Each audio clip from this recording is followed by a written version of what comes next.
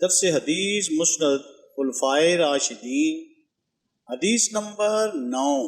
وراثت نبوی صلی اللہ علیہ وآلہ وسلم کے صدقہ ہونے کا بیان۔ حضرت عائشہ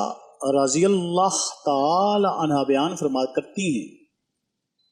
کہ نبی کریم صلی اللہ علیہ وآلہ وسلم کے وصال مبارک کے بعد ایک دن حضرت فاطمہ رضی اللہ تعالی عنہ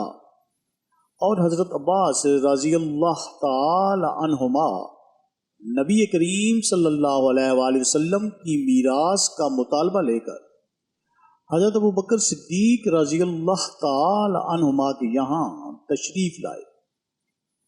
اس وقت ان دونوں کا مطالب بے عرض فدق اور خیبر کا حصہ تھا۔ ان دونوں بزرگوں کی گفتگو سننے کے بعد حضرت ابو بکر صدیق رضی اللہ تعالی عنہما نے فرمایا کہ میں نے رسول اللہ صلی اللہ علیہ وآلہ وسلم کو یہ فرماتے ہوئے سنا ہے کہ ہمارے مال میں وراثت جاری نہیں ہوتی، بلکہ جو کچھ چھوڑ کر جاتے ہیں وہ سب صدقہ ہوتا ہے۔ البتہ آل محمد صلی اللہ علیہ وآلہ وسلم اس مال میں سے کھا سکتی ہے، اور میں قسم کھا کر کہتا ہوں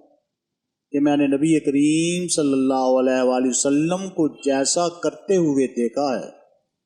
میں اس طریقے کو کسی صورت نہیں چھوڑوں گا۔ اللہ تعالی ہمیں احادیث مبارکہ پر عمل کرنے اور اس پیغام کو ہر انسان تک پہنچانے کا ذریعہ بنائے، آمین یا رب العالمین۔